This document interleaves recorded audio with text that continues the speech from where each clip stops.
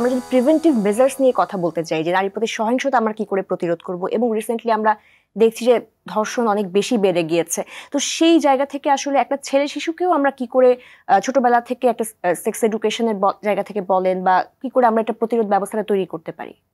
হ্যাঁ, thank you Sabin. কারণ আমার কাছে মনে হয় যে এটার মানে গোড়াপত্তনটা আসলে একদম শৈশবে এবং কৈশোরে আসলে স্টার্ট করা উচিত। আমরা সবসময় চেষ্টা করি, কিন্তু আমরা আসলে শিশুদের একটা অংশ আমরা তুলে আনতে চাই। এটা স্পেসিফিকভাবে আমি বলতে চাই যে আমরা সাইকিয়াট্রিস্টে দেখেছি এরকম প্রচুর শিশু, পুরুষ শিশু বা ছেলে শিশু যারা আছে তারাও কিন্তু আসলে যৌন নির্যাতনের শিকার হচ্ছে। তার খুব কাছের মানুষজন বা তার স্কুল টিচার বা তার আশেপাশের খুব ক্লোজ মানুষদের দ্বারাই কিন্তু শিকার হচ্ছে। এবং এসব ক্ষেত্রে দেখা যায় যে ভিক্টিমাইজ সাধারণত নারী আর শিশুরাই কেন হয় এসব সহিংসতার ক্ষেত্রে, কারণ এদের কথা আসলে সমাজ খুব একটা ভাবে না, এবং এরা বললে এদের কথাগুলোকে আসলে হেসে উড়িয়ে দেওয়া হয়। বিশেষ করে শিশুদের ক্ষেত্রে যেটা হয় যে না, তুমি মনে হয় ভুল করেছো। এরকম আমার কাছে এরকম অনেক বাচ্চা আমি দেখেছি যে হয়তো তার মার খালু দ্বারা হচ্ছে নির্যাতনের শিকার হয়েছে, অথবা তার আপন চাচা অথবা চাচার ফ্রেন্ডদের দ্বারা শিকার হয়েছে। এবং মানে শুনলে আটকে উঠতে হয় যে ছেলে শিশু, আমরা তো সাধারণত মেয়ে শিশুকে আমরা খুবই মানে প্রোটেক্ট করি, হ্যাঁ, দিয়ে রাখি, কিন্তু ছেলে শিশুরাও কিন্তু আসলে এখান থেকে নিস্তার পাচ্ছে না। এটার কারণ হচ্ছে যে আসলে আমাদের প্রপার সেক্স এডুকেশনের যে একটা ব্যাপার থাকে, সেগুলো প্রপার সেক্স এডুকেশন আমাদের দেশে আসলে নেই। এবং এটা শুনলেই যখন আমরা বলি, আজকে আমরা বলছি, আমি জানি না কারা কারা হেড কমেন্ট দিবেন, যে আসলে এটা আমাদের জন্য খুবই দরকার, যে কোনো শিক্ষায় আমাদের জন্য খুবই দরকার। হ্যাঁ, তো এটার যদি আমাদের প্রপার ছোটবেলা থেকে স্টার্ট করা হয়, এবং গুড টাচ ব্যাড টাচ কি জিনিস, এই জিনিসগুলো, এবং বাবা মাকে এই সমস্যা হলে তোমাকে বাবা মাকে জানাতে হবে, এগুলো যদি স্কুলে রেগুলারলি শেখানো হয়, তাহলে কিন্তু মানে পাঠ্যপুস্তকের অন্তর্ভুক্ত না করলে কিন্তু আসলে হয় না যে ঠিক আছে এটা শোনা যাবে না, বা এই অ্যাডটা যখন আসছে তখন অফ করে দিলাম, স্কিপ করে দিলাম এই অ্যাডটা, এভাবে কিন্তু আসলে হবে না। যদি পাঠ্যপুস্তকের আন্ডারে আনা যায়, সেক্ষেত্রে তাহলে যেটা হবে যে এটা তাদেরকে মাস্ট পড়তেই হবে, এবং বাচ্চাকে পড়াতে গেলে মা বাবাও কিন্তু জানবে যে ও আচ্ছা ঠিক আছে, যে আমার এই জিনিসগুলোকে মানে প্রপার অ্যাড্রেস করতে হবে। আর সামাজিকের কথা যেটা আপনি বললেন, যে সমাজে নারীরা যদি নির্যাতনের শিকার হয়, সেটা শারীরিক হোক, মানসিক হোক বা যৌন নির্যাতন হোক না কেন, দোষটা আসলে সবার আগে নারীর উপরে পড়বে। তোমারই সমস্যা, তুমি এই জামা পরেছো অথবা ওই জামা পরনি, অথবা জামাও যদি ঠিক থাকে এই সময় কেন বের হয়েছো, অনেক কিছু, এই সময় তো না বের হলেও পারতা, হ্যাঁ, বা এটা করেছো বা ওইটা করেছো, বা মানে এরকম ভাবে বিভিন্ন ভাবে কিন্তু আসলে ভিক্টিমাইজটাকে আসলে নারীকেই করানো হয়।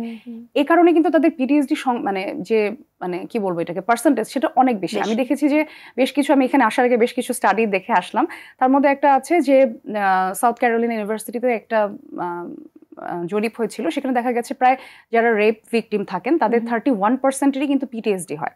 এবং এই পিটিএসডিটার যে রেট, এটা হচ্ছে জীবনে কোনো না কোনো একবার তো হবেই, এবং সাধারণত প্রতি 10 জনের মধ্যে 2 জনের 11% মোর হয়। সো এই অনেক হাই। এবং যদি আমি হিসাব করি যে সাধারণ মানুষের আপনার যদি বিষণ্ণতা হওয়ার সম্ভাবনা কতটুকু, সেখানে যদি আমি ধরি 6.5% বেশি, এবং অ্যাংজাইটিও সেরকম মোটামুটি 3.8%-এর মতো বেশি আসে। তো এই যে রেশিওগুলো আমি বললাম, এগুলো কিন্তু বিভিন্ন দেশে বিভিন্ন কালচারের মানুষের উপরে অ্যাপ্লাই করা। সেক্ষেত্রে পুরুষ আছেন নির্যাতিতদের তালিকায়, নারী আছেন। সো আমি ওভারঅল রেপ ভিকটিমদের কথা বললাম, যে বাইরের কান্ট্রিতে কিন্তু রেপ ভিকটিম বলতে কিন্তু ছেলেদেরকেও বোঝানো হয়, যেটা আমাদের দেশে শুধুমাত্র মেয়েদেরকে বোঝানো হয়।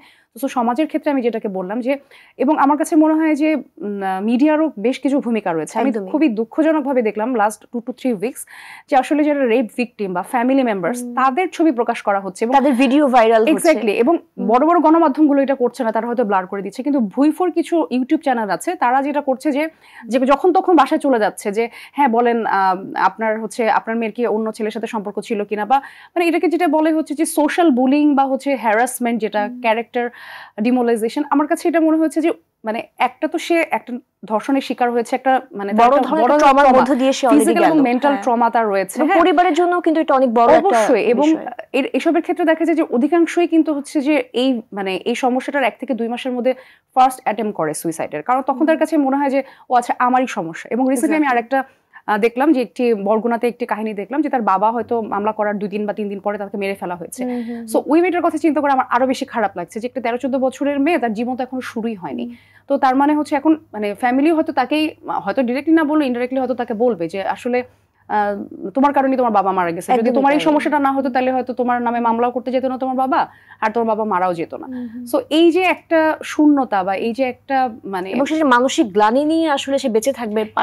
এবং আরেকটা জিনিস আমি খুব মানে ইম্পর্টেন্ট যেটা, যে ধর্ষকের ছবি কিন্তু দেখানো হচ্ছে না।